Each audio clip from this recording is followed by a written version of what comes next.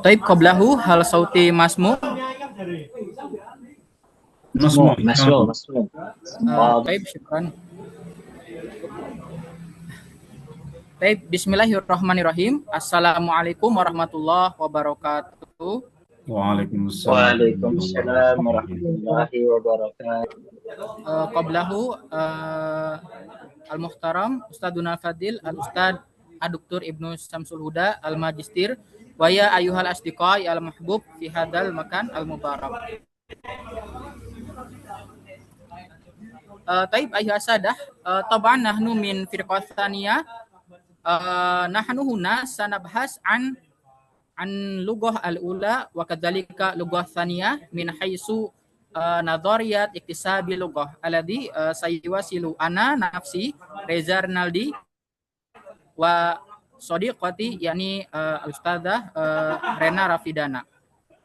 Al-mabhas al-awwal yakni nahnu sanabhas an nadhariyat iktisabi lughah al-ula wa ba'da dzalika sanabhas an nadhariyat iktisabi lughah ats-tsaniyah wa sanabhas anil muqaranah bainahuma. Nastamir.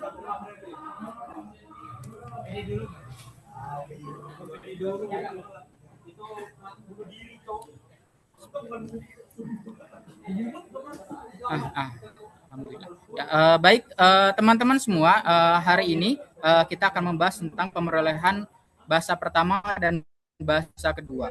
Nah, pada pemerolehan bahasa pertama, sebenarnya untuk apa kita mempelajari teori pemerolehan bahasa pertama? Tentu untuk kita bisa memahami fenomena bagaimana seorang manusia bisa mempelajari bahasa, bisa mengerti suatu bahasa dan bisa berbicara. Mulai dari fase bayi di mana seorang bayi dilahirkan dengan tangisan pertamanya di alam dunia, lalu berkembang dari fase ke fase menuju usia balita, menuju usia 2 tahun, 3 tahun, lalu menuju usia fase sekolah dasar di mana anak belajar tentang fungsi sosial bahasa, kemudian menuju fase dewasa hingga manusia tersebut bisa menggunakan bahasa dengan sangat kompleks. Nah, teori pemerolehan bahasa pertama akan membantu kita memahami bagaimana manusia bisa berbicara dari tahap tangisan pertamanya di alam dunia hingga menuju tahap di mana ia bisa berbicara dengan sangat kompleks, dengan kaidah yang lengkap, dan dengan variasi atau gaya bicara yang bermacam-macam. Apakah manusia memang memiliki kemampuan bahasa di dalam dirinya atau manusia belajar bahasa dari luar? Nah, kita akan bahas satu persatu. Nastamir. Taib al-awal yakni an-nadhariyah as-sulukiyah atau teori behavioristik. Nah, teori pertama yang akan kita kenali terhadap pemerolehan bahasa pertama yaitu teori behavioristik. Pada teori ini memandang bahwasanya manusia bisa berbicara itu berasal atau diperoleh dari kebiasaan atau pembiasaan. Maka teori ini menganggap bahwa manusia itu layaknya seperti papan tulis putih atau dikenal dengan istilah tabula rasa. Jadi manusia layaknya papan tulis putih, kosong, tidak memiliki apa-apa, tidak ada tulisan apa-apa. Lalu kemudian papan tulis putih ini diisi dari unsur luar, yaitu akan kita pelajari ada 3 jenis pengkondisian, yaitu pengkondisian klasik, pengkondisian operan, dan pembelajaran sosial. Pada pengkondisian klasik, manusia belajar bahasa karena adanya stimulus. Stimulus itu adalah rangsangan. Jadi ada rangsangan dulu dari luar. Setelah manusia menerima rangsangan, ia baru merespon. Jadi, misal anak mendengar kata susu dari orang tuanya, dari ibunya, setelah itu, setelah menerima stimulus itu, anak akan merespon dengan mencoba imitasi, mencoba mengulangi, meskipun kadang peniruannya belum sempurna. Nah, selain itu ada juga pengkondisian operan, yaitu reinforcement atau penguatan, pemberian hadiah. Nah, setelah anak berhasil mengulangi atau meniru apa yang ia dapat dari dunia luar, anak mendapat penguatan. Misal anak mendapatkan pujian atau mendapatkan senyuman, sehingga ia merasa senang dan akhirnya mengulangi lagi. Apa yang diulangi dari stimulus dan respon ini akan menjadi kebiasaan. Sehingga teori behavioristik memandang bahwa pada dasarnya anak adalah seperti papan tulis putih kosong. Ia belajar bahasa atau bisa berbahasa karena adanya stimulus, karena adanya rangsangan, lalu ia merespon dengan cara meniru, dan dengan adanya penguatan dari luar, anak pun mengulangi tiruan tersebut sehingga itu menjadi kebiasaan. Ini adalah teori pertama, itu teori behavioristik atau nadoriyah sulukiyah. Nastamir. Namun dari teori behavioristik ini ada gugatan, ada sanggahan terhadap teori behavioristik, yaitu teori mediasi. Ini ada kesalahan, bukan meditasi tapi mediasi. Di teori mediasi ini coba dijelaskan bahwasanya setelah anak menerima stimulus dan merespon, sebenarnya ada proses yang memediasi antara stimulus dan respon. Sehingga proses mediasi adalah proses yang tak dapat dilihat dalam diri seseorang. Jadi setelah anak menerima stimulus dari luar, ia nggak langsung respon, tapi anak memproses terlebih dahulu. Memproses terlebih dahulu apa yang coba ia sampaikan atau apa yang ingin ia sampaikan, barulah muncul respon. Jadi setelah adanya stimulus itu nggak langsung muncul respon, tapi ada proses mediasi dalam diri anak yang tidak bisa kita lihat, yaitu proses anak mencoba berpikir untuk mengungkapkan makna yang ingin ia sampaikan. Nastamir. Nah, kemudian yang kedua yaitu teori nativisme. Kalau tadi teori behavioristik itu memandang kalau anak atau manusia itu layaknya papan tulis kosong, tidak punya apa-apa, tidak punya kemampuan bawaan, ia mempelajari semuanya dari luar dirinya. Nah, kebalikan dari behaviorisme adalah nativisme. Kalau nativisme ini beranggapan justru setiap anak atau setiap manusia itu sudah mempunyai kemampuan atau sudah mempunyai bakat untuk memperoleh bahasa. Itu disebut dengan language acquisition device atau jihaz liktisabil lughah. Jadi setiap anak sudah memiliki device, sudah memiliki istilahnya, sudah memiliki kemampuan dalam dirinya sendiri. Secara alami, secara fitrah, setiap anak atau manusia memang sudah memiliki kemampuan. Nah, kemampuan yang dimaksud ini ada 4, yaitu kemampuan untuk membedakan bunyi bahasa dengan bunyi lain, kemampuan mengorganisasikan peristiwa bahasa ke dalam variasi yang beragam, lalu pengetahuan adanya sistem bahasa yang mungkin dan sistem lain yang tidak mungkin. Kemudian terakhir kemampuan untuk mengevaluasi sistem perkembangan bahasa yang membentuk sistem dengan cara yang paling sederhana dari data kebahasaan yang diperoleh. Jadi kebalikan dari behaviorisme, kalau teori nativisme ini beranggapan setiap anak, setiap manusia memang sudah memiliki kemampuan. Dari lahir pun sudah ada kemampuan, sudah ada bakat. Nastamir.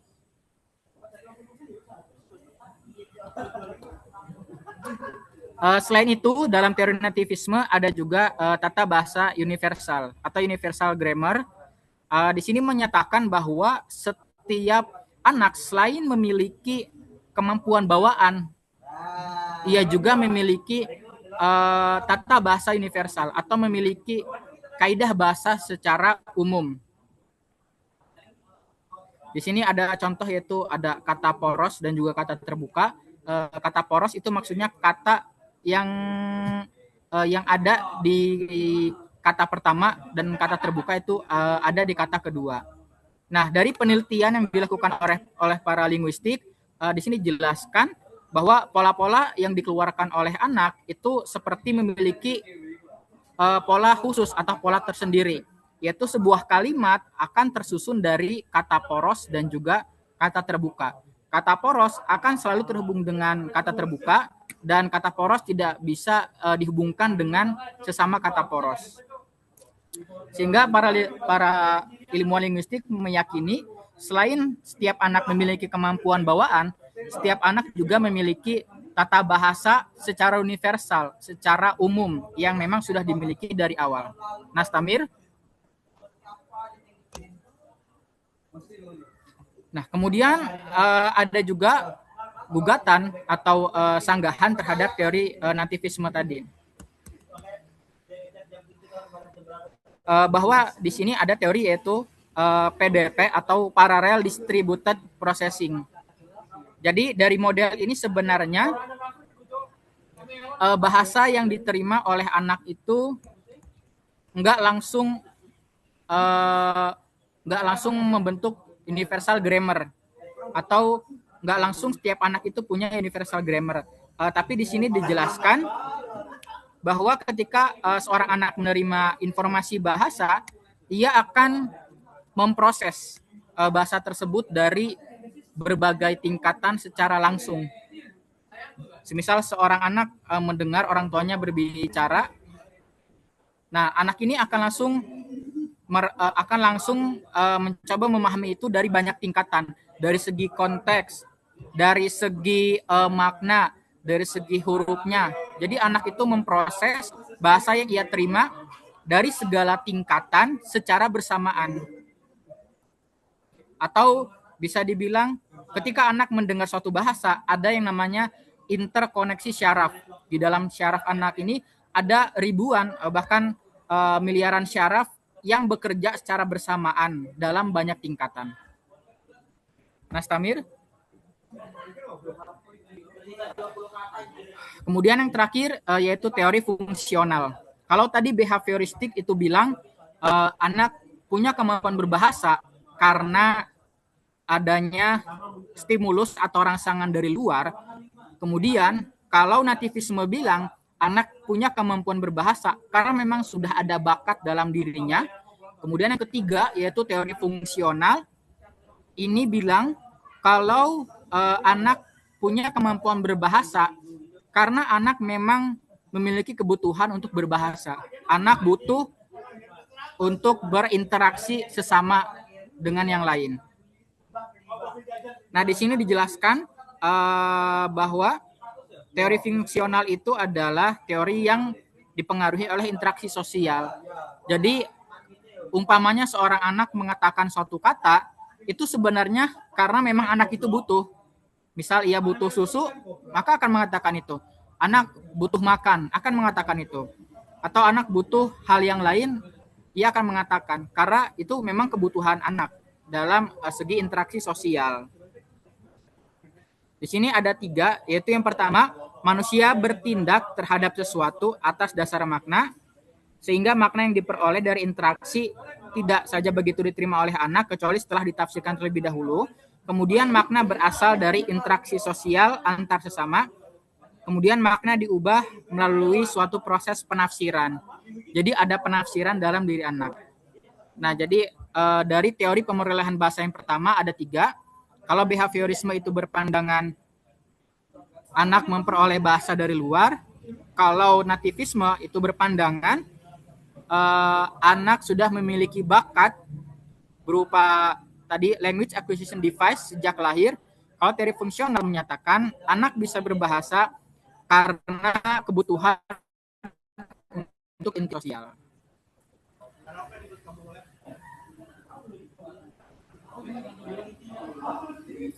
Nah, jadi itu an-nadhariyat an iktisab lughah al-ula.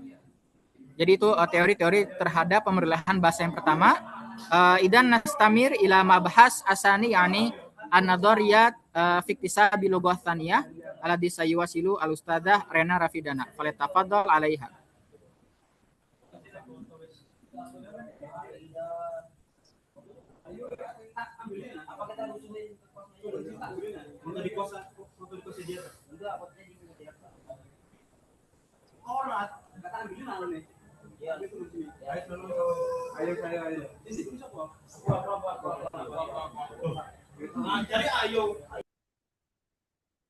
صوتي مسموع؟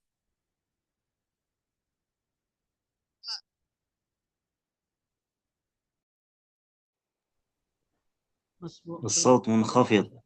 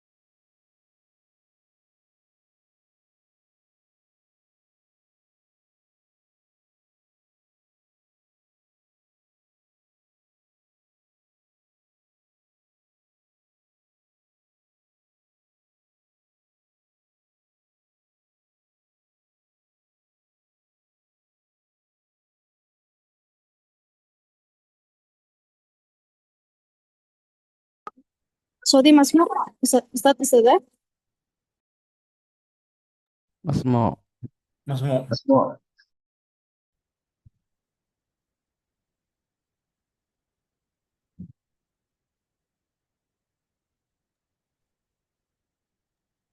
نعم، تفضلي أستاذة ريما.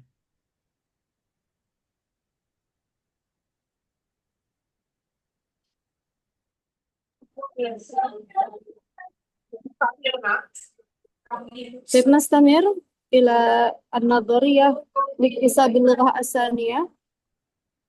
كما قد عرفنا وقد تعلمنا أن اللغة الثانية ya bahasa kedua atau second language B2 ini merujuk pada bahasa yang yang diperoleh atau dipelajari setelah seseorang ini mempelajari bahasa pertama atau bahasa ibu. Nah, perbedaannya jadi untuk pemerolehan dari bahasa kedua ini yaitu berlangsung secara alamiah, tidak disadari.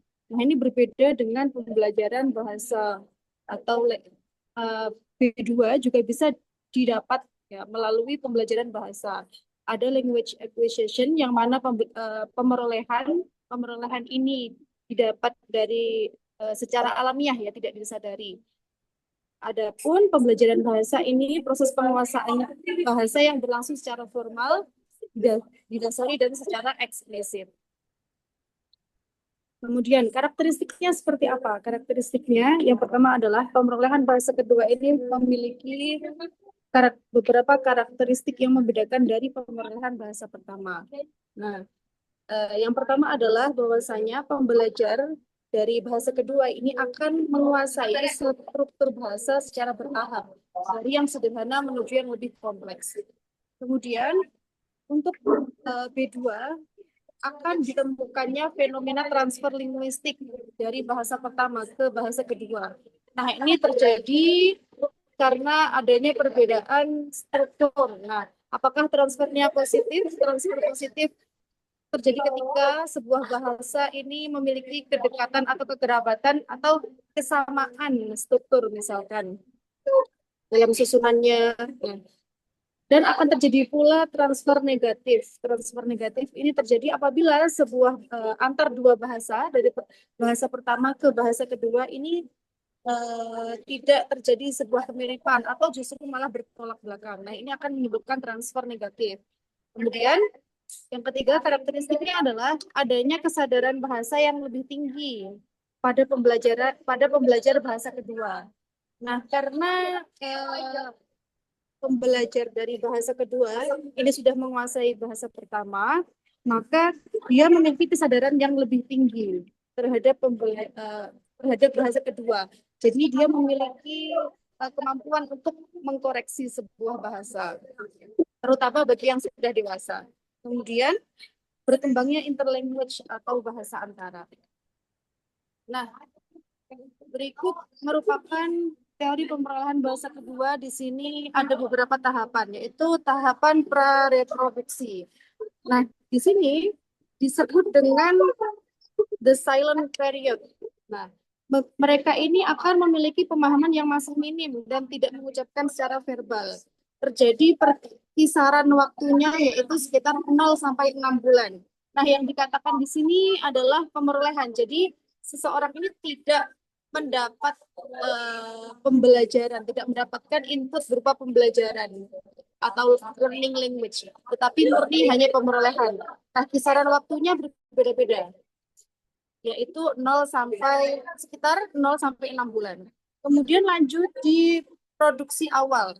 Nah, di sini pembelajaran ini memiliki pemahaman yang terbatas, kemudian menghasilkan 1 atau 2 respon.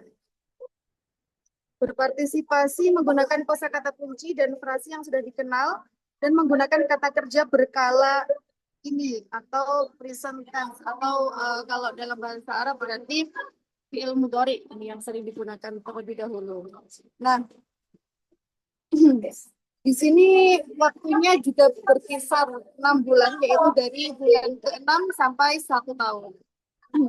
Kemudian ada fase berikutnya, yaitu fase kemunculan ujaran. Nah, di sini pembelajar memiliki pemahaman yang setingkat, ya, lebih baik, kemudian dapat menghasilkan kalimat yang sederhana.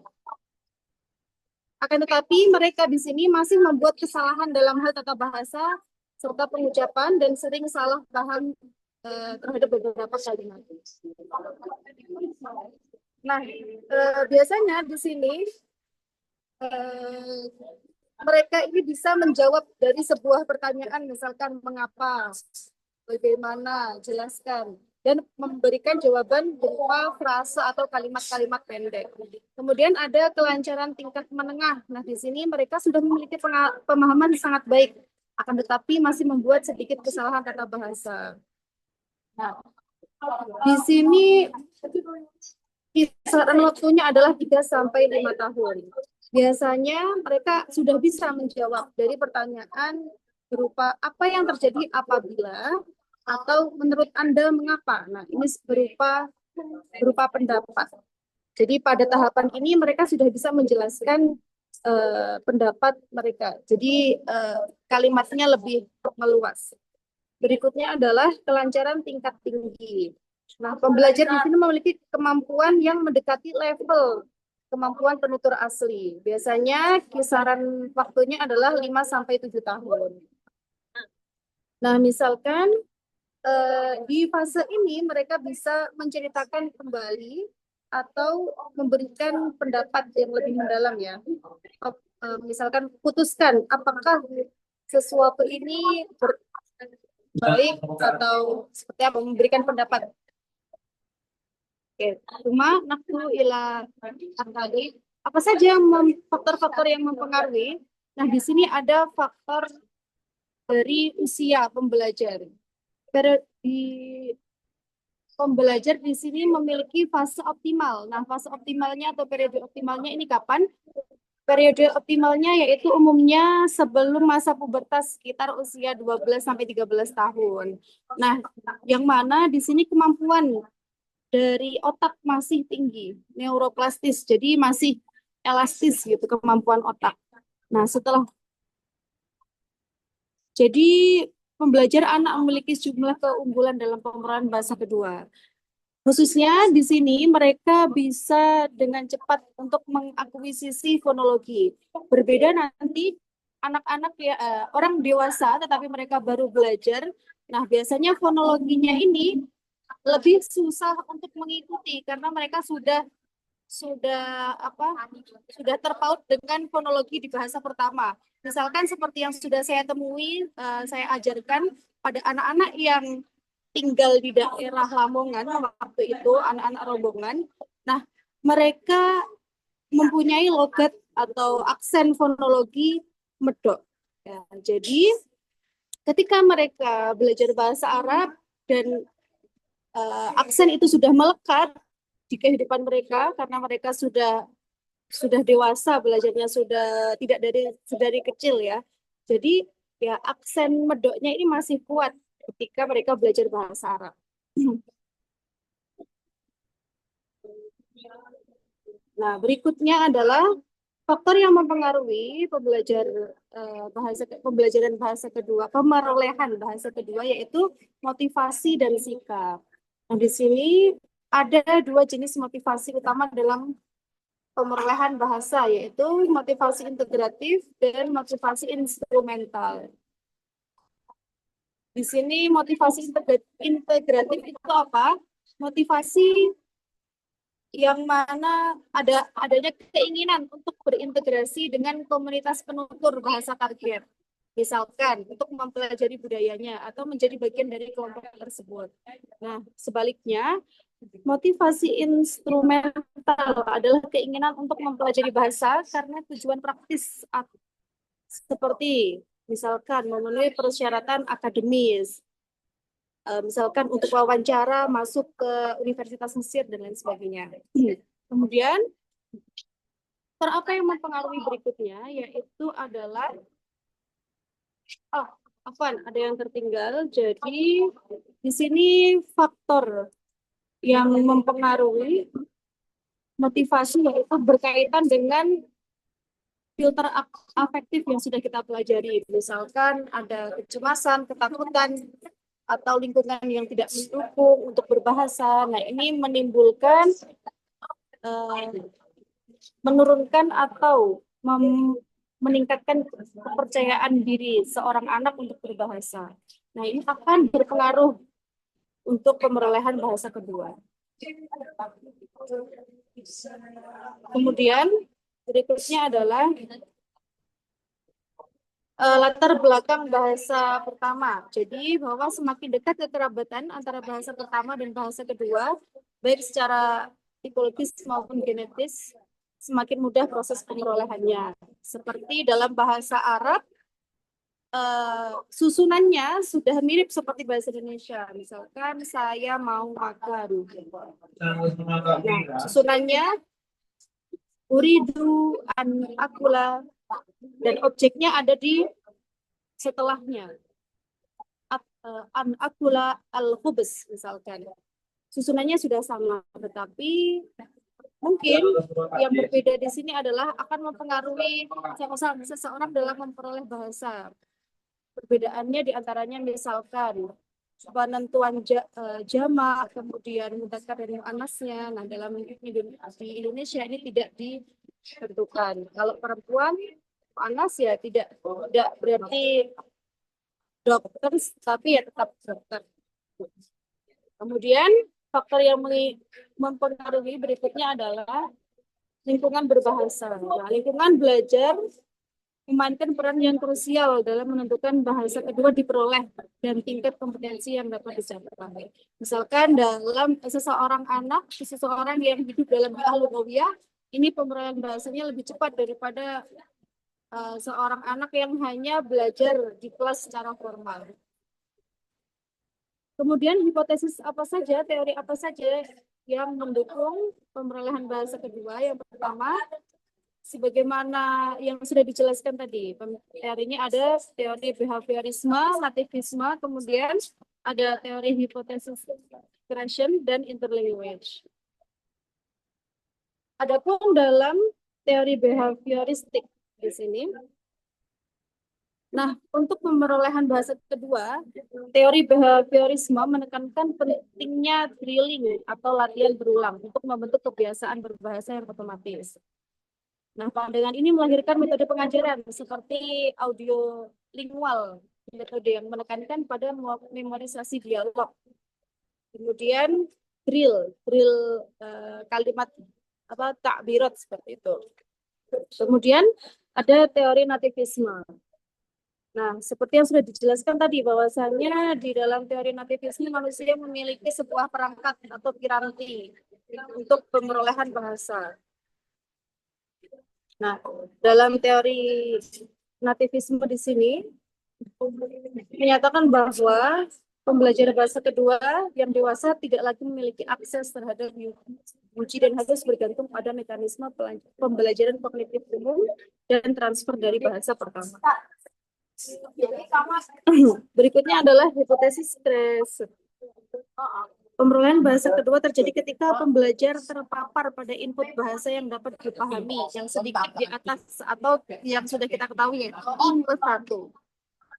Nah, di sini menyatakan bahwasanya struktur gramatikal diperoleh dalam urutan yang dapat diprediksi dan relatif tetap. Kemudian filter hipotesis ini menjelaskan peran faktor emosional atau filter afektif. Dan bahwasanya berdasarkan teori creation ini, teori ini menekankan pentingnya lingkungan kelas yang kaya dengan input yang komprehensif, misalkan dari fiqh atau dari tuturan-tuturan yang telah guru siapkan, misalkan kayak sahaluk dibiasakan untuk memberikan ujaran-ujaran atau kalimat-kalimat template berbahasa Arab untuk memantik santri-santrinya. Kemudian interlanguage atau sistem bahasa yang dikembangkan oleh pembelajar bahasa kedua. Nah, di sini pemahaman tentang interlanguage memiliki implikasi pedagogis yang sangat penting di pembelajaran kedua. Nah, kesalahan bagi pembelajar ini tidak dipandang kegagalan, melainkan merupakan bukti bahwasanya pembelajar telah berproses. Nah, implikasinya seperti apa dalam pembelajaran bahasa Arab? Ada beberapa implikasi, yaitu misalkan dalam tujuan.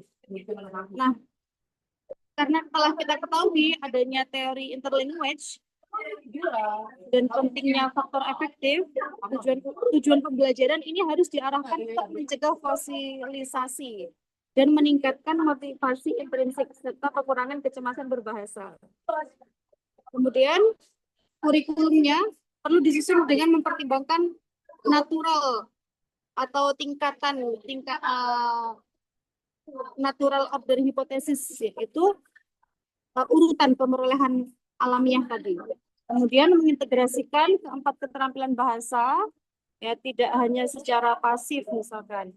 Kemudian kurikulum dirancang dengan level materi I+1 sesuai dengan konsep input stimulation.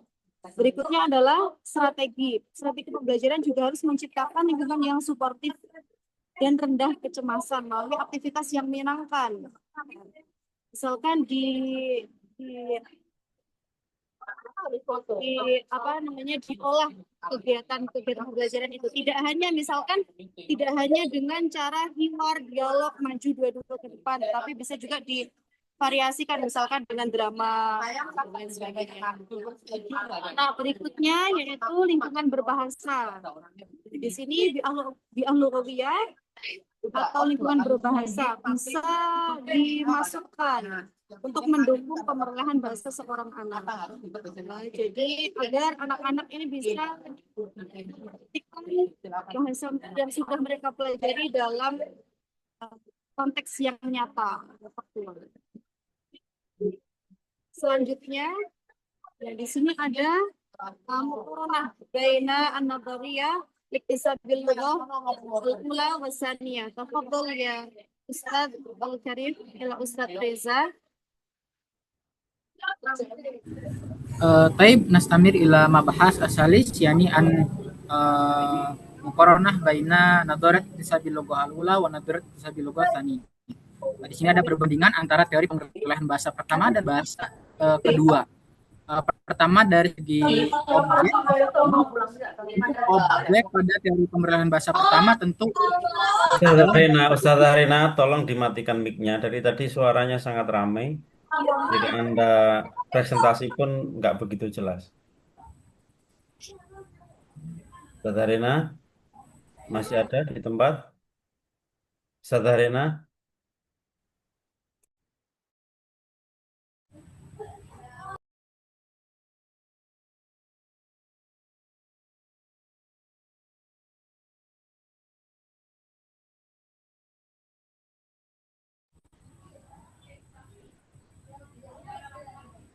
Afan Ustadz, hal sauti wadi. Nah, mustamir. Toib nastamir ila mabahas asalis yakni an mukorona baina nadhariyat iktisabi lughah al-ula wa nadhariyat iktisabi lughah tsaniyah. Di sini ada perbandingan antara teori pemrolehan bahasa pertama dan juga bahasa kedua. Yang pertama misalnya dari aspek objek, tentu dari pemrolehan bahasa pertama objeknya adalah bahasa ibu atau bahasa utama atau bahasa yang dipelajari.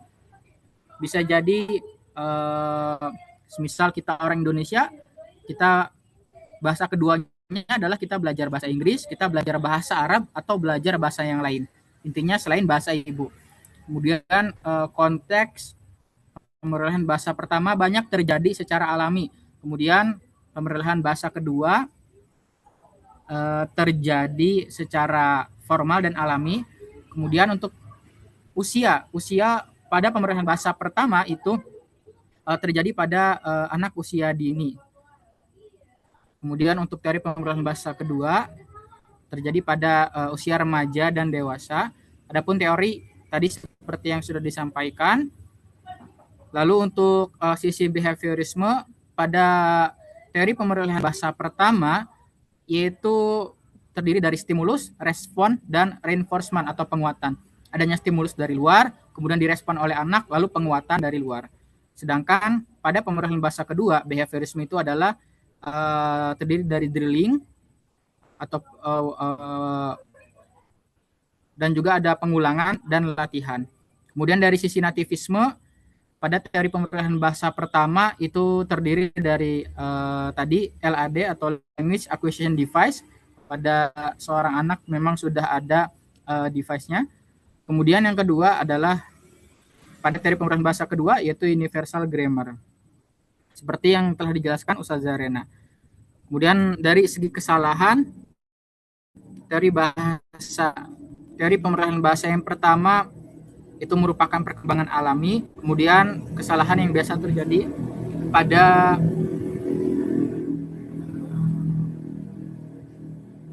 teori pemrolehan bahasa kedua itu biasanya bersifat sistematis dan tadi interlanguage. Kemudian untuk tujuan dari pemrolehan bahasa pertama itu untuk tujuan komunikasi dasar dan sosial. Sedangkan untuk tujuan pemrolehan bahasa kedua itu untuk komunikasi akademik dan komunikatif. Jadi itu adalah perbandingan dari teori pemrolehan bahasa pertama dan juga pemrolehan bahasa kedua. Nastamir. Berikut ini adalah referensi yang telah kami gunakan dan ada beberapa referensi yang belum sempat kami cantumkan di luar itu. Sekian dan terima kasih atas perhatiannya.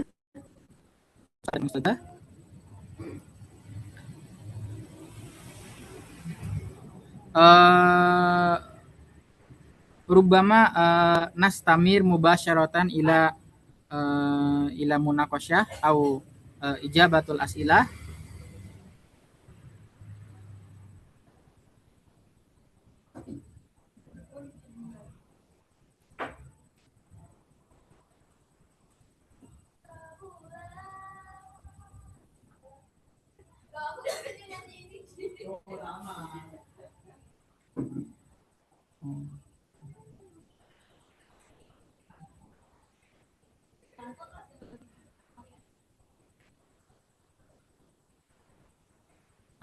Di sini sudah ada pertanyaan dari teman-teman semua dari grup 1 sampai grup yang terakhir. Sebagian besar pertanyaannya itu tentang pemrolehan bahasa yang kedua seperti yang disampaikan Ustazah Rena. Tapi saya akan membantu menjawab juga beberapa pertanyaan.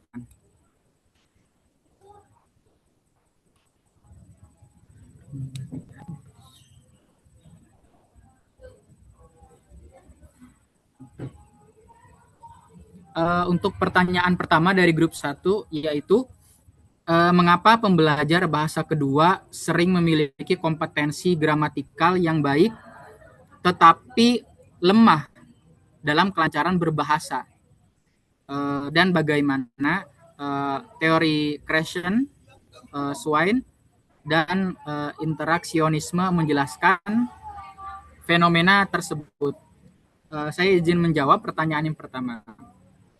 Nah, yaitu kasusnya mengapa pembelajar bahasa kedua itu punya dasar gramatikal yang baik, tapi kok lemah dalam kelancaran berbahasa. Berdasarkan teori Krashen, menurut saya mengapa bisa terjadi demikian? Karena itu tadi ada hipotesis monitor atau monitor hipotesis.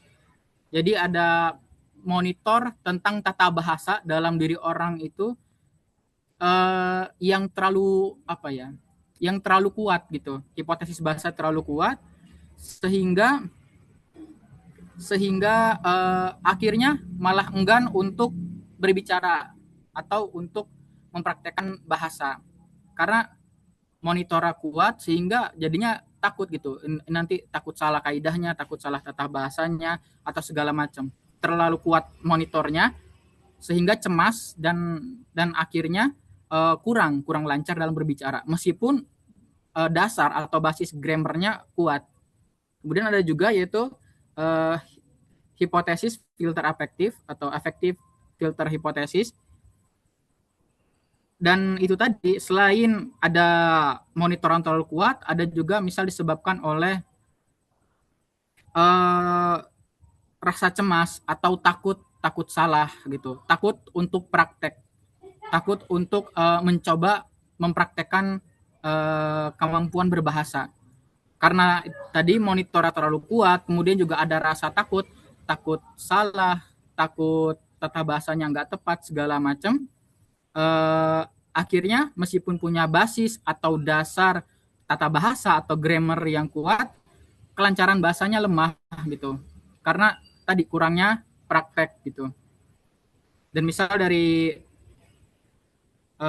sudut pandang interaksionisme, ya itu tadi kurangnya interaksi sosial. Sehingga ya bahasa tentu untuk kemampuan berbahasa, kelancaran berbahasa atau berbicara perlu kemampuan atau perlu kesempatan untuk berinteraksi dengan orang lain. Kita misal mencoba mempraktekkan bahasa Arab kita dengan para native gitu, para native speaker dari Arab. Kita mencoba mempraktekkan di situ. Sehingga tadi karena monitor yang terlalu kuat, ada rasa cemas dan kurangnya interaksi sesama pengguna bahasa, baik itu natif atau non natif. Akhirnya meskipun punya basis atau dasar grammar yang kuat, ada kekurangan dalam kelancaran berbahasa. Mungkin itu jawaban saya untuk pertanyaan dari grup 1. Rubama hunaka ziyadah Ustadzah Rena au nastamir ila soal tsani.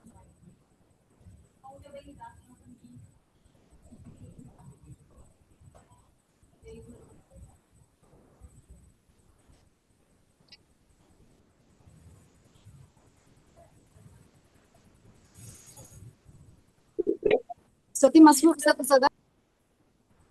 Naam Masmu. Mungkin yakfi mini Ustaz atau mungkin minal akhar.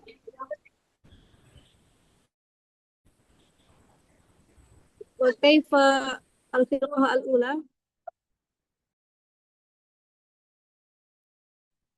Syukran Ustaz, Ustazah. تمام أستاذة. يمكن نحن نستمر إلى السؤال التالي. أنا سأجيب يعني السؤال من فرقة الخامسة. Dalam pendekatan komunikatif, siswa didorong berbicara meskipun struktur kalimatnya belum sempurna. Sahih. Sesuai dengan pandangan psikologi kognitif dan teori pemerolehan bahasa kedua, bagaimana guru dapat menyeimbangkan antara kelancaran berkomunikasi dan ketepatan gramatikal. Untuk pendekatan komunikatif, nah di sini yang diutamakan ya bisa kelancaran berkomunikasi terlebih dahulu. Nah nanti Untuk apa? Untuk merendahkan filter afektif santri. Misalkan kita tidak terburu-buru untuk mengkoreksi kesalahan. Jadi mereka dibiarkan untuk misalkan ketika praktik sampai selesai, kemudian bagaimana cara mendukung untuk ketepatan gramatikalnya? Cara pendukungannya yaitu dengan memberikan koreksi atau refleksi di akhir praktik berakhir. Mungkin di situ ketika ada kesalahan yang berulang atau bahasa atau diksi bahasa yang tidak tepat, yang kesannya adalah hanya transfer dari bahasa pertama dan kurang luwes seperti itu ya. Nah, itu bisa dikoreksi di bagian refleksi. Jadi, di satu sisi kita tidak menahan atau menahan kemampuan anak untuk berkomunikasi, tetapi ketika mereka sudah selesai praktik, sudah menyelesaikan pembelajaran, maka kita adakan refleksi untuk membenahi gramatika yang sering menjadi kesalahan. Nah, kemudian pada pertemuan besok-besok berikutnya, nah maka kita guru bisa memberikan teguran, tetapi tidak secara mungkin ketika misalkan anak yang sering salah, misalkan fi madrasatu. Nah, padahal sudah dijelaskan terkait huruf jar, maka kita sebagai guru bisa menegurnya dengan karena sudah dijelaskan kemarin la ba'da fi. Nah, seperti itu. Mungkin bisa ditegur seperti itu agar santri bisa mengkoreksi ucapan itu. Itu dari jawaban dari tanggapan dari pertanyaan kelompok 5. Yumkin Ustaz Reza Satazid Ustaz minal akhir.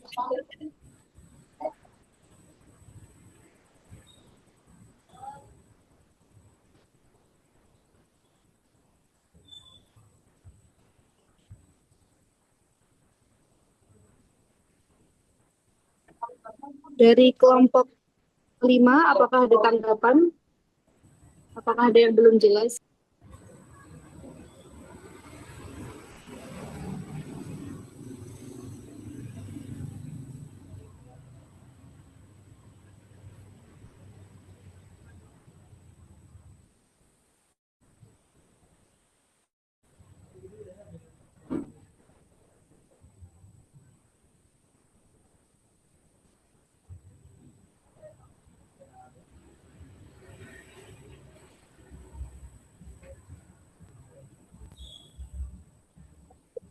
Mafi, Kefa Ustaz Reza, Mas Tamir, ila ijabati soal atali.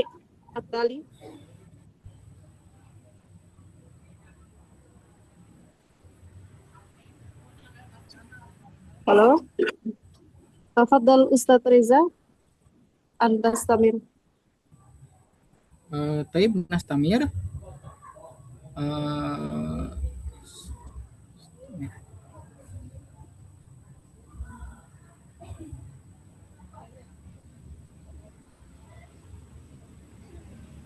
Nastamir sanujib aswal asalis min firqah thalisa.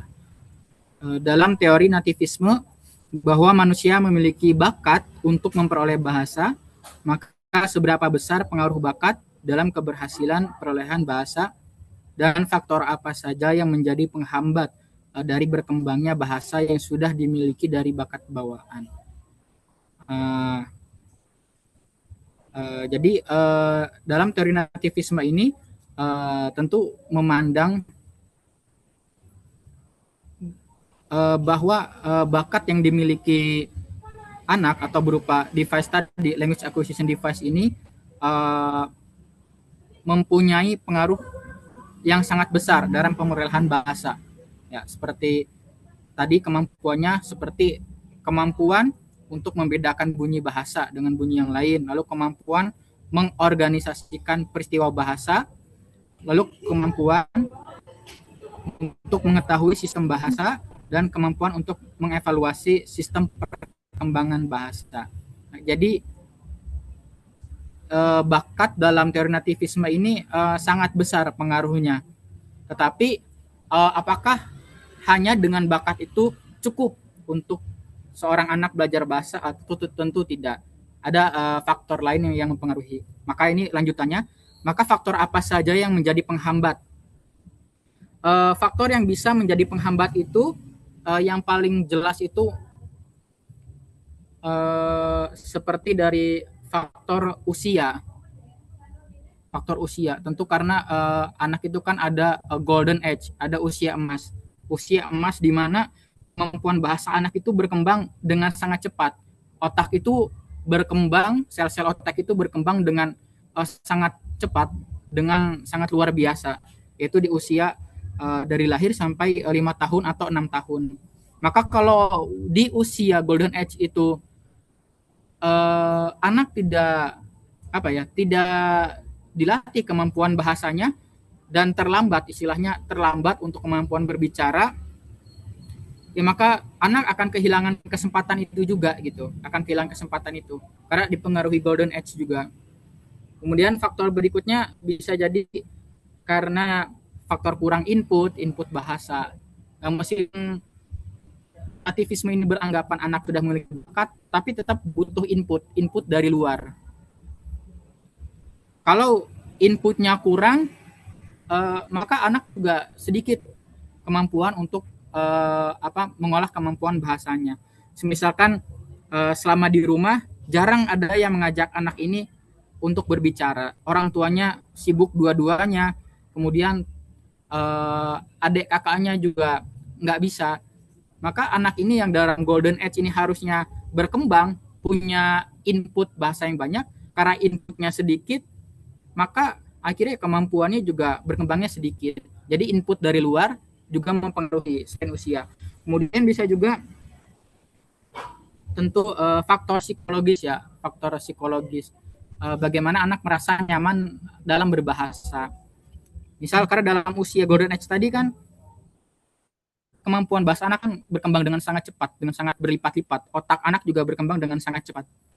Ya maka anak akan jadi sangat rewel gitu. Apa aja ditanyain, ini ditanyain, itu ditanyain, semua orang ditanyain gitu.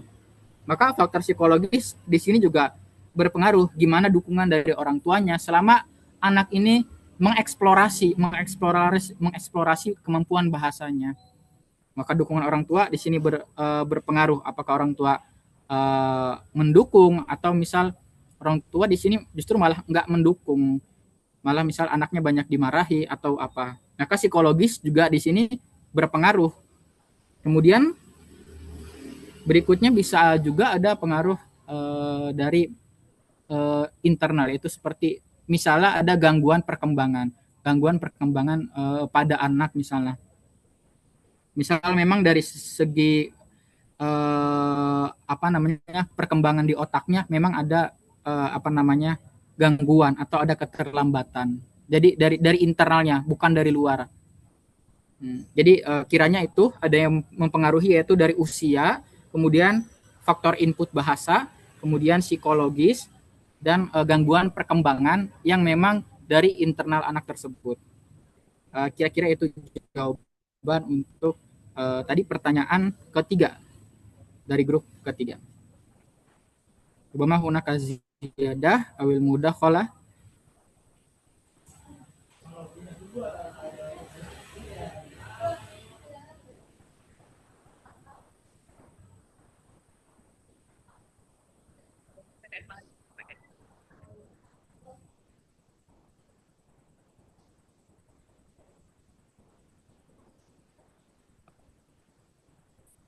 كيف الفرقة الثالثة؟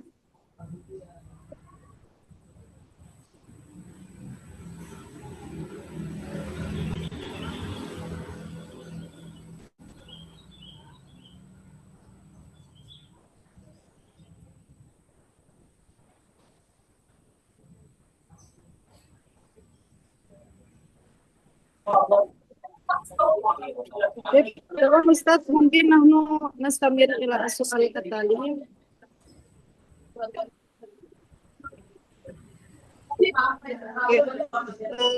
أستأذن أن أجيب السؤال يعني من فرقة الثامنة. Soalnya yaitu teori pemrograman bahasa mana yang paling sesuai untuk pengajaran bahasa Arab bagi penutur non-Arab. Apakah lingkungan bahasa lebih penting daripada belajar tata bahasa dalam pembelajaran bahasa kedua? Oke. Untuk dari pembelajaran bahasa mana yang paling sesuai untuk pengajaran bahasa Arab bagi penutur non-Arab?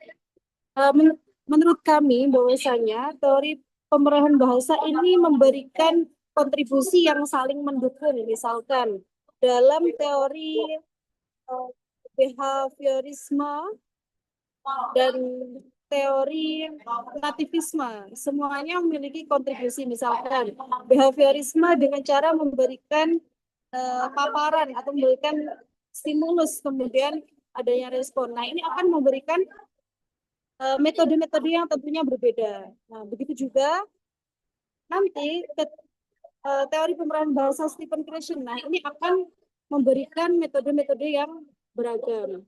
Seperti misalkan metode itu harus disusun berarti yang menurunkan filter afektif. Kemudian metode ini harus memberikan input yang lebih banyak. Ya. Dan ini akan menjawab pertanyaan berikutnya, yaitu apakah lingkungan bahasa lebih penting daripada belajar kata bahasa dalam pembelajaran bahasa kedua?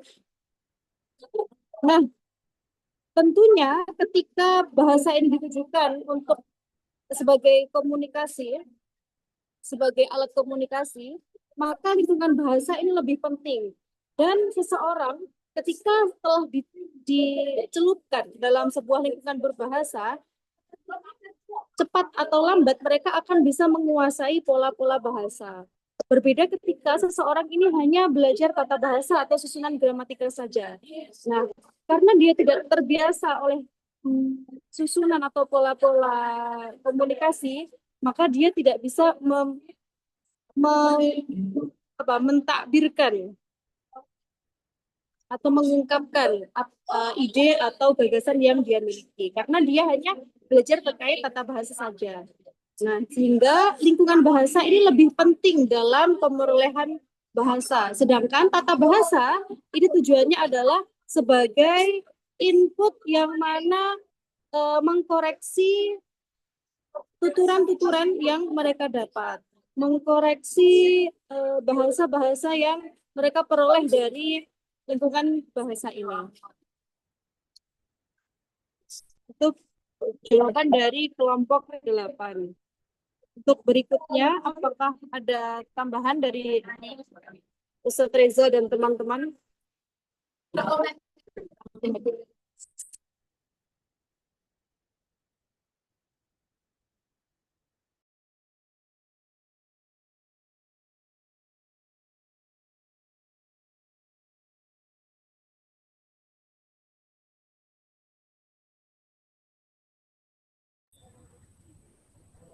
واضح إن شاء الله. بسم الله.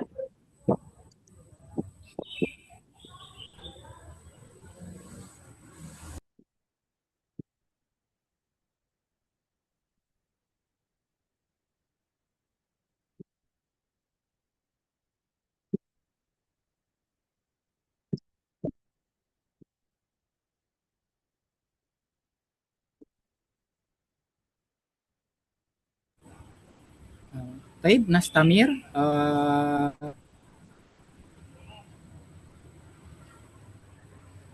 sanujib soal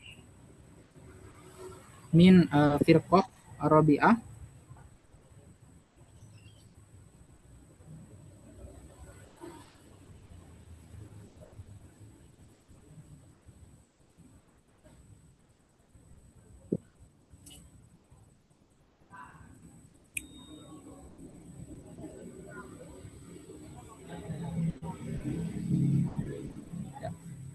Saya mencoba menjawab soal nomor 4 dari kelompok 4.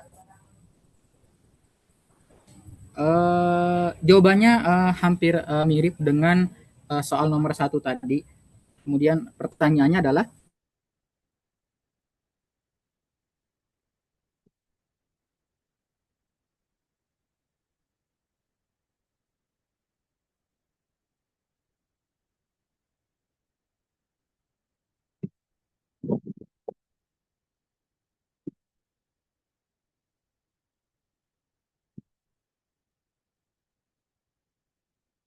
sebagaimana yang disampaikan dengan hipotesis Christian tadi, itu adanya hipotesis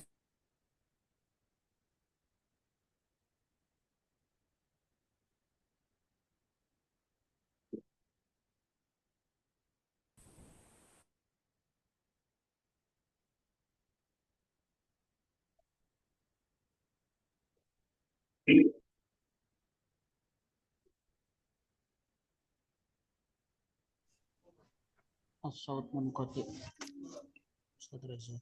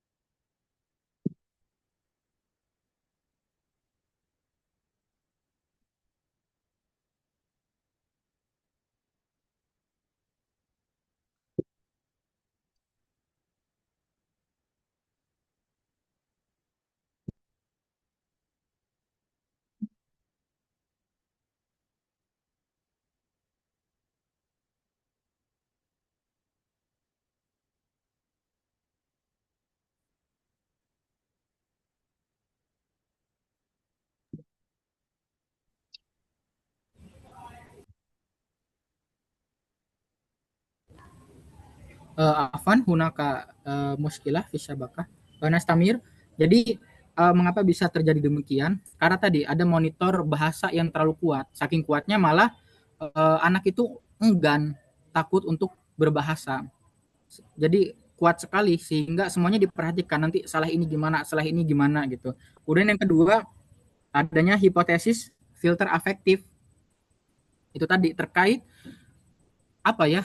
Itu terkait kepercayaan diri. Jadi kan kemampuan untuk berbicara itu, selain itu butuh kemampuan tata bahasa, itu pasti. Tapi selain itu juga butuh namanya percaya diri. Jadi butuh pede dulu, butuh percaya diri dulu. Nah, kepercayaan diri ini sangat sangat berpengaruh gitu. Meskipun punya basis atau dasar grammar yang kuat atau kaidah yang kuat, tapi kalau misalkan nggak ada kepercayaan diri, akhirnya kemampuan itu nggak keluar, akhirnya jadinya takut. Itu bisa disebabkan banyak hal, bisa disebabkan apa ya, kejadian di masa lalu, bisa disebabkan trauma misalnya, pernah ada kejadian apa yang membuat anak ini takut untuk berbicara. Jadi ada dua hal tadi, disebabkan karena monitor tata bahasa yang terlalu kuat dalam diri anak, dan juga secara emosional kepercayaan diri.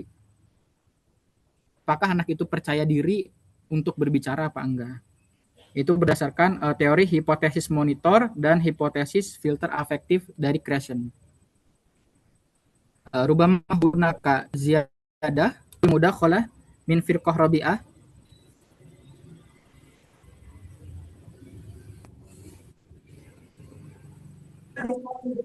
Tafadhalun min firqah ar-rabi'ah.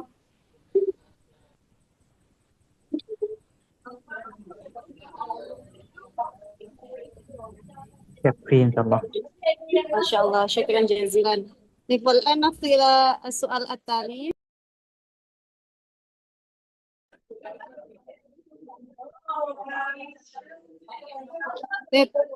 سأجيب السؤال يعني من فرقة التاسعة. Soal yakni dalam teori behaviorisme, drilling atau latihan berulang adalah kunci pembentukan kebiasaan.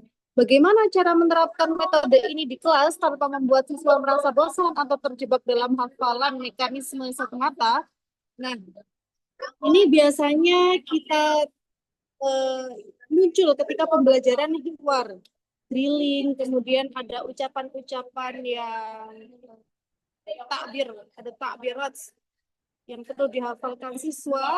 Nah, bagaimana caranya agar tidak bosan? Tentunya ada beberapa metode yang bisa dilakukan, yaitu misalkan ketika proses drilling, kita tidak hanya berhenti pada satu model saja. Misalkan dalam sebuah kalimat, ayyuhuma tufaddil baina.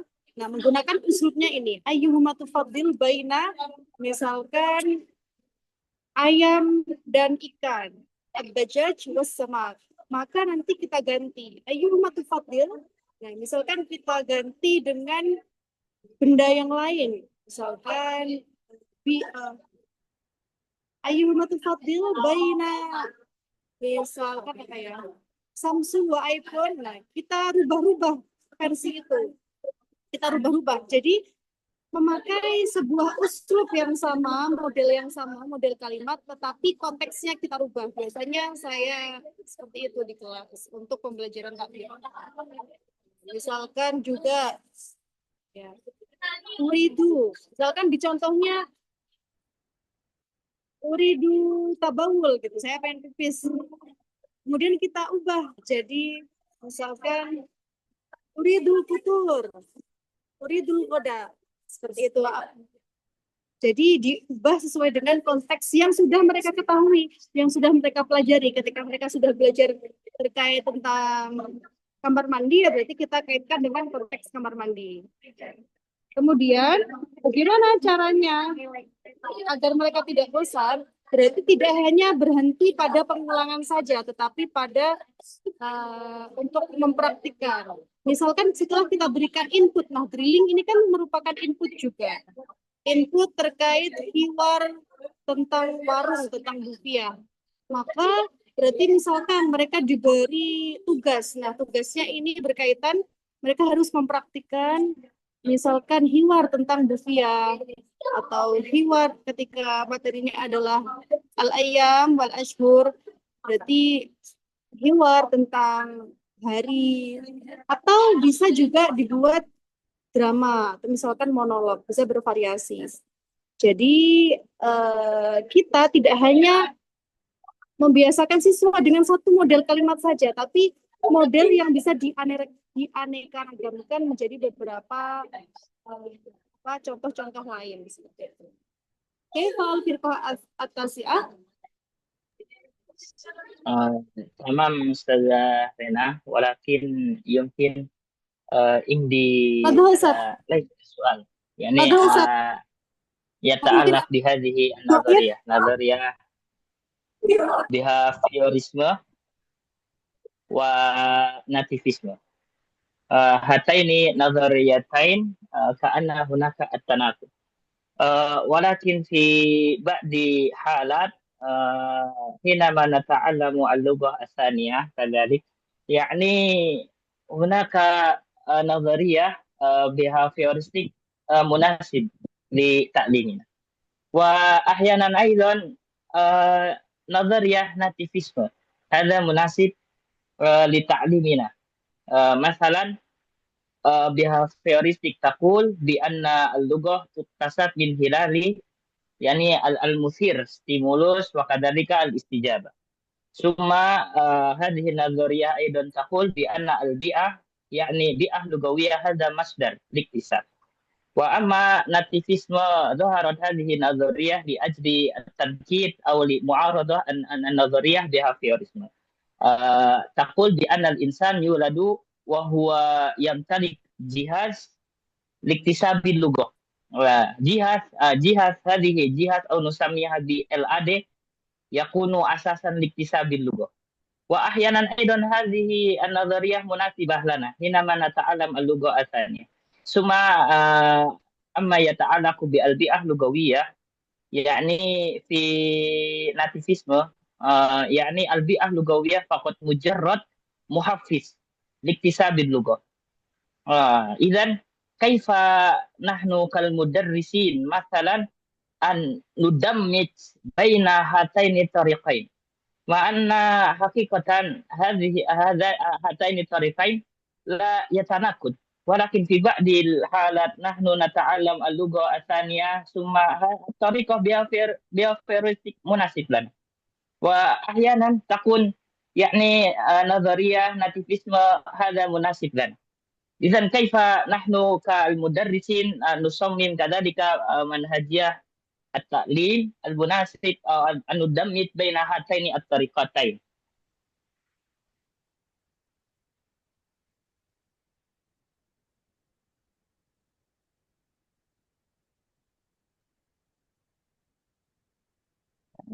Mungkin di Ustaz Reza mudahlah.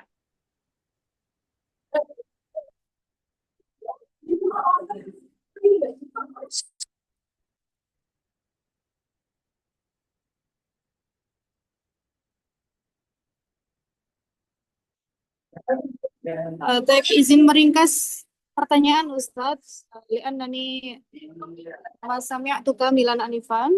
Jadi tadi pertanyaannya adalah ada teori-teori yang berbeda. Nah, ini menimbulkan beberapa metode-metode yang berbeda-beda pula. Kemudian bagaimana cara kita mengintegrasikannya gitu ya? Saling mencampurkannya atau memadupadankannya dalam sebuah kurikulum. Apakah benar seperti itu Ustaz pertanyaannya? تمام أستاذة، لأن في نظري صوتي مسموع أو غير مسموع. مسموع. مسموع. نعم أستاذة، يعني في نظرية behaviorisme وناتيفisme كأن هناك التناقض بين هاتين الطريقتين. ولكن في التعليم اللغة أحيانا نحن نتعلم النظرية المناسبة لنا يعني behaviorisme. وفي بعض حالة أيضا النظرية ناتيفisme هذه المناسبة لنا. إذن كيف نحن كالمدرسين اللغة العربية مثلا المدرس اللغة العربية لأن ندمج بين هاتين الطريقتين. Oke, tamam. Izin menjawab Ustadz. Jadi terkait teori behavioris tadi yang cenderung mengutamakan teknik drilling ya. Kemudian teori nativis. Nah, nativis ini berarti kita sudah punya LED sendiri, kita punya perangkat, punya device untuk mengembangkan bahasa. Nah, jadi mirip seperti yang sudah saya jelaskan tadi Ustadz, bahwasanya guru misalkan pertama memberikan input terlebih dahulu, memberikan misalkan percontohan. Jadi tidak bisa langsung seorang anak kita minta untuk misalkan berbicara tentang topik tertentu. Nah, tentunya kita berikan mufradatnya dulu, kemudian takbirnya, setelah takbiratnya, kemudian kurikulum itu mengarahkan ke lebih kompleks, ke hal yang lebih kompleks, misalkan dalam hiwar. Nah, ketika hiwar di sini ini masih menggunakan mengandalkan teori dari behaviorisme yang merujuk pada drilling, kemudian latihan yang berulang. Nah, kemudian bagaimana cara sebuah kurikulum atau strategi itu saling melengkapi? Nah, berarti pada tahap berikutnya ketika teori behaviorisme ini sudah pada tingkat yang sudah menentukan seorang anak untuk mentakbirkan, memiliki sebuah bekal, maka berarti kita tugaskan dia untuk mengeksplor lebih jauh. Nah, di sini teori nativisme ini sangat berguna. Jadi mereka bisa mengeksplor. Misalkan mereka bisa mengembangkan tidak hanya berupa hiwar seperti itu. Misalkan sebuah cerita tetap di mulkisah dalam topik-topik tertentu. Nah, di sini teori nativisme mereka tentu tidak akan semuanya menggunakan ungkapan yang sama seperti yang sudah didrilkan. Tetapi mereka bisa untuk mengembangkan sendiri. Nah, di sini LED mereka ini dikembangkan karena mereka mempunyai device masing-masing seperti itu. Ya, Pak Ustadz, hal indakum udah kalah? Atau mungkin min Ustadz Reza? طيب ربما هناك زيادة مني زيادة حديثا قال أستاذ رافي بأن behaviorisme وناتيفisme هذا يتعارض ولكن أرى بأن behaviorisme وناتيفisme هذا لا يتعارض ولكن يدعم بعضه بعضا. Karena behaviorisme itu menjelaskan bagaimana kebiasaan dalam diri anak ini terbentuk. Kemudian nativisme ini justru menjelaskan bagaimana anak bisa berbahasa. Jadi sebenarnya behaviorisme dan nativisme ini sebenarnya nggak berlawanan gitu. Behaviorisme itu datang dari sisi eksternal kita, memberi drilling, memberi latihan segala macam. Nativisme itu datang dari dalam diri kita, kemampuan bawaan dalam diri kita, universal grammar atau language acquisition device yang mencoba memahami input-input yang datang. Jadi sebenarnya enggak bertolak belakang, la yata'arad, tapi saling mendukung satu sama lain. Sebenarnya dalam proses kita belajar pun belajar bahasa secara tidak sengaja dua aspek ini muncul. Kita menerima stimulus dari luar, kita menerima unsur dari luar, dari guru, dari ustadz dalam diri kita selama kita jadi siswa atau mahasiswa. Unsur nativisme dalam diri kita pun mencoba merespon input tersebut. Jadi sebenarnya behaviorisme dan nativisme itu nggak bertolak belakang, tapi saling mendukung dan saling menguatkan satu sama lain. Syukron. تمام يمكن نمضي إلى سؤال بعده.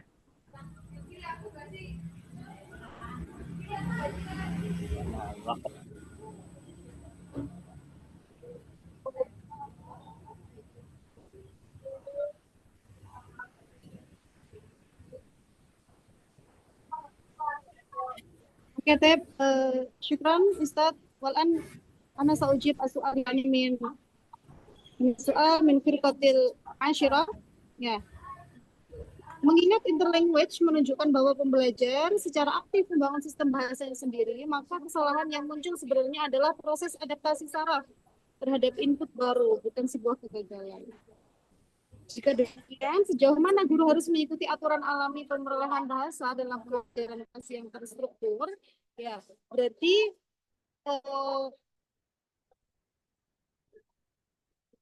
mungkin bisa dijelaskan untuk kelompok 10, sejauh mana guru harus mengikuti urutan alami pemerolehan bahasa. Ini berarti jika tidak diikuti berarti dikoreksi, seperti itu ya? Min firqatil asyirah.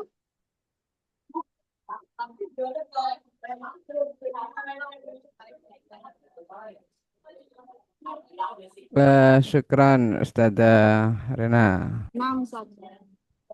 Al-murad huna jika sejauh mana guru harus mengikuti urutan alami pemerolehan bahasa natural order dalam pengajaran di kelas yang terstruktur. Artinya siswa itu di kelas kan beraneka macam kemampuan kompetensinya masing-masing dan urutan mendapatkan input dan proses pemahamannya pun juga berbeda-beda.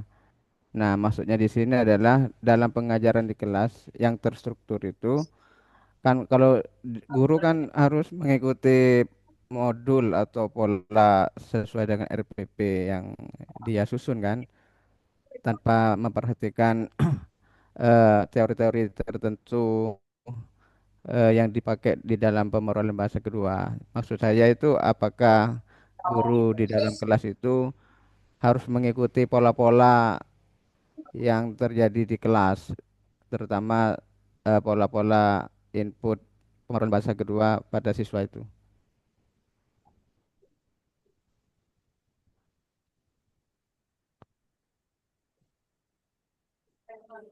Apakah, mohon maaf Ustaz, bisa diulangi, apakah guru-guru itu harus mengikuti pola-pola yang Urutan alami pemerolehan bahasa. Biasanya kan kalau siswa itu kan beraneka macam cara pemahamannya gitu ya. Jadi ada yang device-nya bagus, ada yang device-nya kurang bagus. Apakah dengan susunan modul yang sudah ditata sebelum mengajar, apakah guru harus mengikuti siswa itu sendiri, apakah eh, harus mengedepankan apa susunan atau urutan kompetensi yang harus dicapai di kelas sesuai dengan urutan atau sesuai dengan modul yang sudah disusun, Ustazah. Ustazah.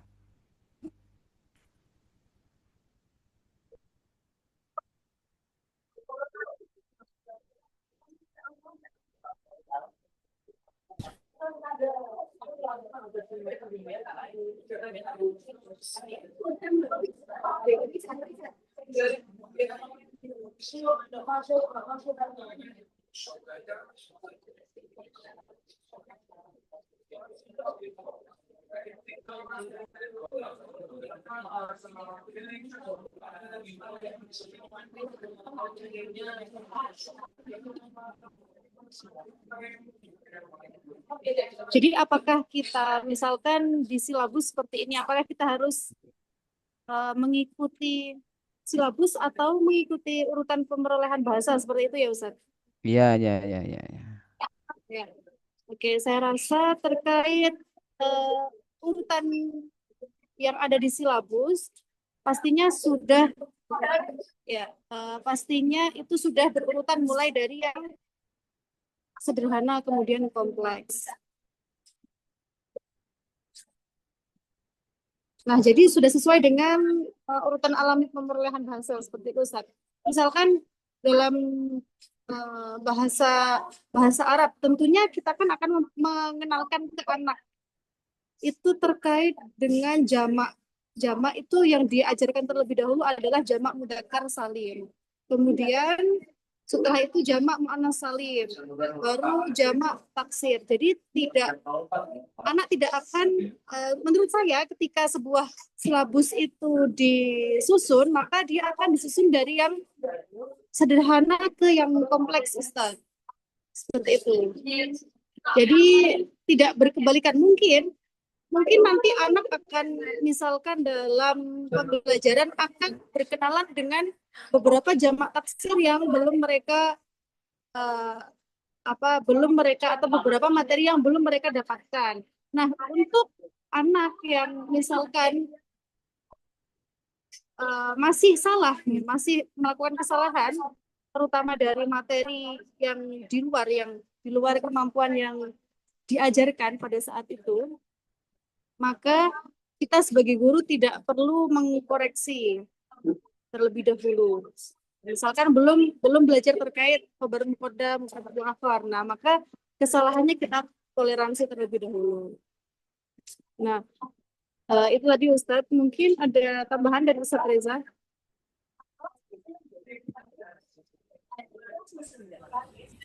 Yakfi Ustazah.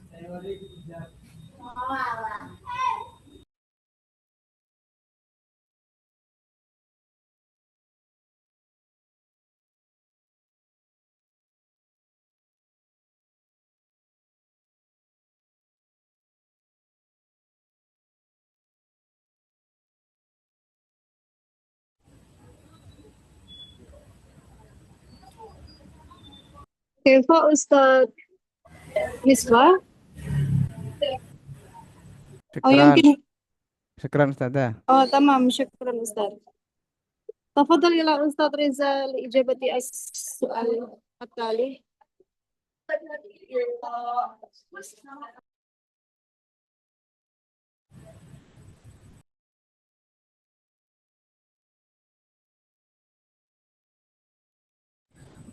Taib nastamir sanujib as-su'al min firqah sadisah wasabi'ah. Kita lanjut untuk menjawab soal nomor 6 dan 7.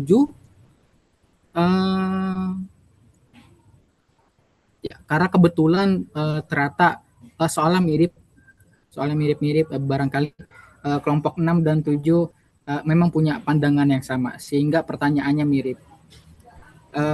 Soalnya yaitu bagaimana guru dapat secara efektif menentukan level I+1 atau input +1 yang tepat untuk setiap siswa yang memiliki kecepatan belajar berbeda. Jadi bagaimana guru bisa menentukan level input siswa dengan keadaan siswa yang heterogen, siswa yang memang kemampuan dan pemahamannya itu berbeda-beda. Kemudian di nomor 7 juga ditanyakan bagaimana cara praktis, kira-kira seperti apa menentukan kemampuan siswa. Menurut kelompok kami, yaitu cara untuk menentukannya adalah dengan mengadakan apa istilahnya ya, seperti pretest. Jadi dalam satu kelas ini kita gelar pretest dengan soal yang sama. Dari pretest ini kita dapatkan nilai anak-anak, kemudian kita coba kelompokkan. Misal bisa dikelompokkan ke level mubtadi, mutawasid, dan ali misalnya. Jadi untuk menentukan level siswa yaitu dengan pretest. Setelah kita pretest, kita coba klasifikasikan. Dulu waktu saya di UIN Jogja ada satu mata kuliah yang seperti itu. Semua mahasiswa mengikuti pretest. Setelah itu mahasiswa dibagi ke dalam 3 golongan. Golongan pemula, menengah, dan juga golongan yang paling sulit. Setiap kali setiap kali mahasiswa kemampuannya bertambah atau ia bisa mengerjakan tugas dengan baik, maka ia akan dinaik levelkan ke level atasnya. Atau kalau misalkan mahasiswa ternyata kesulitan mengerjakan soal di level tersebut, maka ia diturunkan ke level di bawahnya. Jadi cara praktisnya untuk menentukan level input siswa atau mahasiswa yaitu dengan kita coba gelar pretest, kita dapatkan nilai, lalu coba kita klasifikasikan. Misalnya diklasifikasikan menjadi 3 level. Level pemula, level menengah, dan level yang sudah pro. Jadi cara praktisnya adalah itu. Kita coba klasifikasikan setelah kita adakan pretest. Kaifa al-ijabah li qasadisa wasabi'ah? مفهوم شكرا. طيب شكرا. يمكن أزيد قليل أستاذ رضا قليل فقط. نعم يعني تفضل. لتعيين المدخل أو input plus ada kalau misalkan kalau kayak tadi kan itu harus pretest itu kan mungkin kelamaan. Wa amma I+1 itu kan biasanya diterapkan nutabik wa fi al-fasl.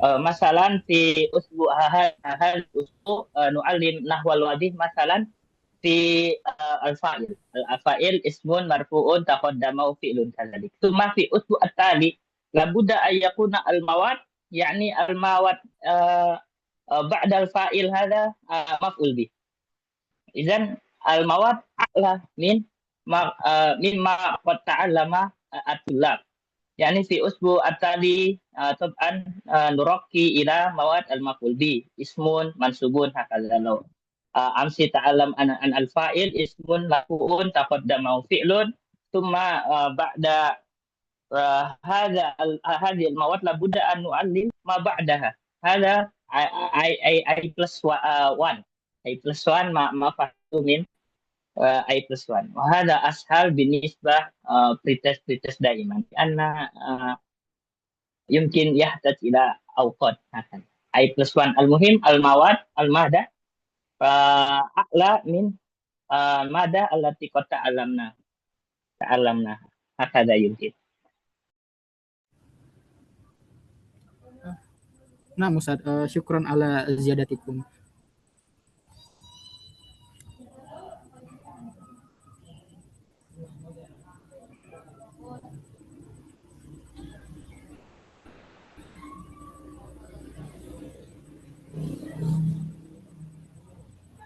Kaifa min firqah al-ukhra hal hunaka ziyadah awil mudakhalah?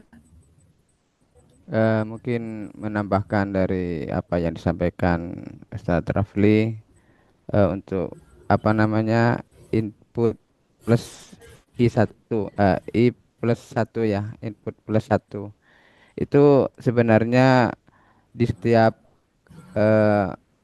silabus atau RPP di sekolah-sekolah itu sebenarnya sudah mengacu pada teorinya Crescent, yaitu hubungannya dengan taksonomi belum itu ya. Jadi di situ dijelaskan bahwa ada 6 tingkatan kemampuan kemampuan kognitif itu. Jadi misalnya hari ini adalah mempelajari tentang materi A, atau pada hari ini kita hanya berpusat pada mengingat atau remembering. Kemudian mungkin untuk hari berikutnya mungkin sudah dinaikkan lagi, yaitu kalau di si RPP atau capaian pembelajaran sudah masuk tahap memahami. Itu kan sudah mulai naik ya pemahaman. Kalau tadi hanya mengingat, menyebutkan, menghafal. Nah, sekarang sudah mulai naik level, yaitu tingkat pemahaman. Kemudian eh, pertemuan berikutnya mungkin sudah masuk ke tahap applying atau menerapkan, yaitu bagaimana konsep apa yang mereka ingat, apa yang mereka pahami, itu sudah masuk tahap ketiga, yaitu menerapkan. Kemudian pertemuan berikutnya lagi itu sudah masuk ke tingkat yang lebih tinggi lagi, yaitu tahap menganalisis.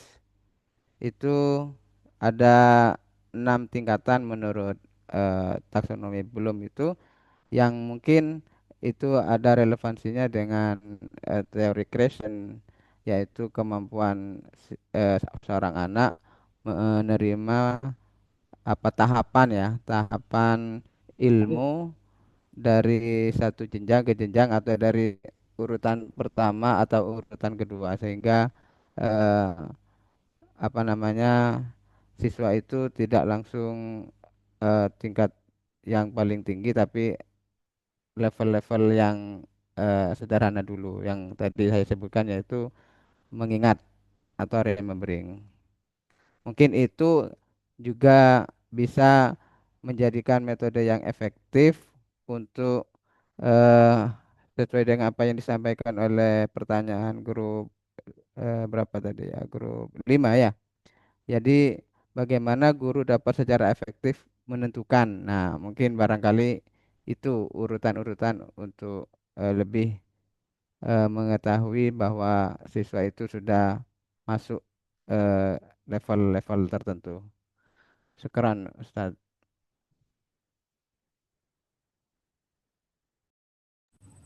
Taib syukron Ustadz Misbahul Umam ala ziyadah mungkin.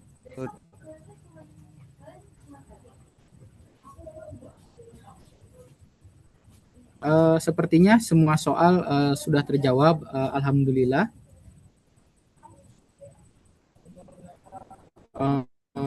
Warubama hunaka ziyadah min Ustadz Ibnu. نعم شكرا عليكم أن تفتحوا الكاميرا وأن تغلق أخي الكريم رينا في ثانية. نعم عليكم أن تفتحوا الكاميرا لكي نحن نستطيع أن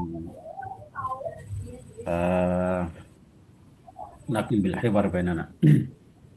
نعم في البداية لابد ربما هناك النقط المهمة التي قد كتبت أنا خلال هذه عملية تقديم المقالة من قبل Mbak Rena Mas siapa tadi? Reza. Nah, Ustadzah Rena Ustadz Reza. Al-awwal ربما في البداية إذا أردت أن تقدم عرضا ربما هذا اليوم لابد عليكما أن تقدما النقط المهمة من موضوع معين فافهم عليكم أن تبحثوا مكان الخلق من الضوضاء في البداية سمعت كثيرا من الضوضاء ربما وراء المتكلم أو المتكلمة مهما كان الموضوع الذي تطرحه جيدا مثلا فإنه لا يمكن أن يفهم على نحو جيد إذا قدم في جو مليء بالضوضاء، فنحن لا نستمع جيدا لأن هناك الأصوات المتنوعة، ولابد علينا أن نركز على صوت واحد، فلا يمكن أن نستطيع أن نفهم جيدا. ولذلك في تقديم المقبل عليكم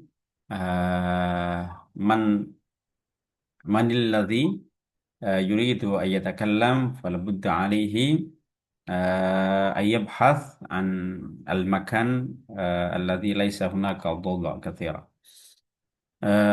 وثاني عليكم ماذا أقول؟ عليكم أن تتكلموا باللغة العربية. فربما هناك عرض التقديمي هناك باللغة الإنجليزية، فلا بد حينما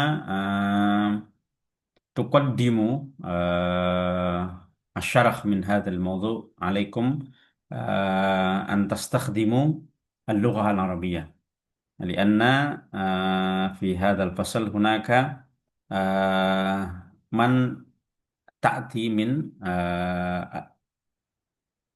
غير الإندونيسي، ونحن من مدرسي اللغة العربية، فلا بد لنا أن نعود التكلم باللغة العربية لكي نحن نستطيع أن نتكلم حينما نحن ندخل فصول الدراسة في المستقبل.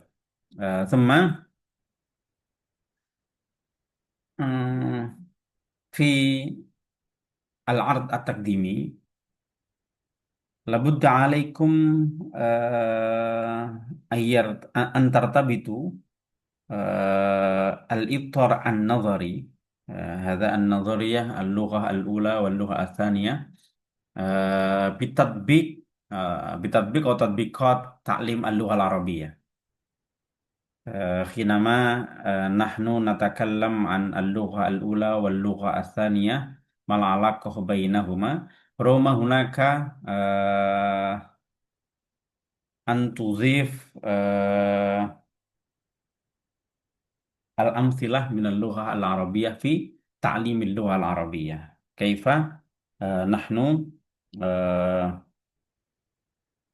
نرتبط بين النظرية وتعليم اللغة العربية. نعم، ربما عندي زيادة قليل عما يتعلق بموضوعنا اليوم. حينما نحن نتعلم اللغة الأولى أو الثانية، فربما هناك عملية في دماغنا، فإذا نحن نستخدم النظرية السلوكية مثلا، فالنظرية السلوكية الأهم من النظرية السلوكية هو كيف يستقبل الدماغ المثير ثم ينتج الاستجابة، العلاقة بين المثير والاستجابة. Jadi bagaimana stimulus dan responnya. فربما عندما نحن ندرس اللغة العربية لدي الأطفال، لدي تلاميذنا أو طلبتنا، فربما لابد لنا أن نؤتي الإثارات الكثيرة لهؤلاء لكي هم يستجيبون المثير باستجابة كثيرة. Jadi intinya kalau behaviorisme itu, jadi bagaimana kalau secara psikolinguistik, bagaimana kita memberi stimulus yang banyak kepada anak untuk bisa direspon. Dan stimulus respon itulah yang menurut teori behaviorism menjadikan anak lebih pintar, lebih kafaah lughawiyahnya itu yastati ayyakuna mutafawiqah. Thumma min nahiyah al-fitriyah, nativisme. Eh, Farubbama amaliyah amaliyatul asadidah, eh, bahwa al-asadidah tufa'iluna al-isti'adat al-fitri fi dumughihi. في نظرية الفطرية بأن في دموغنا هذه هناك جهاز في بروكا وفي الذي نتعلم في الماضي. ثم كيف نحن نقوم ب لكي هذا الكفاءة الفطرية هذه ماذا نحن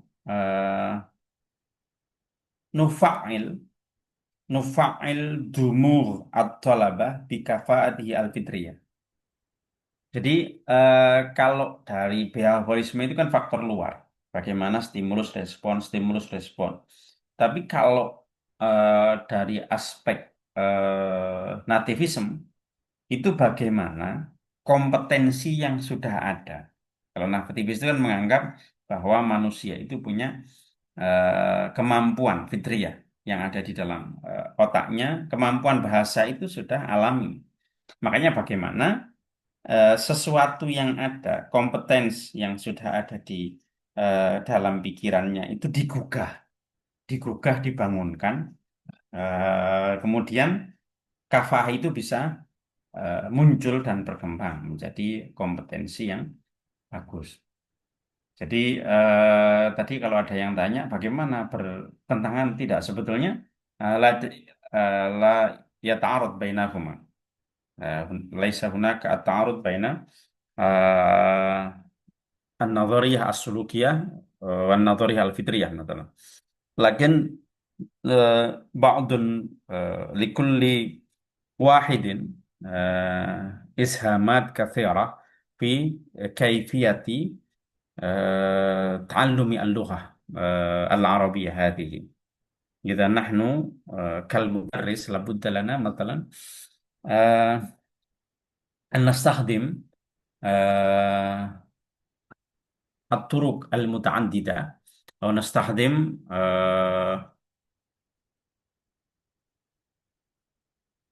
نظرية التعليمية النظرية التعليمية المتعددة لكي بعض منها كل من هذه النظريات لديه الإسهامات في إنجاح التعلم. Jadi ya harus digunakan semuanya. Bagaimana kita menggunakan teori behaviorisme yang banyak. Rubama nahnu hinama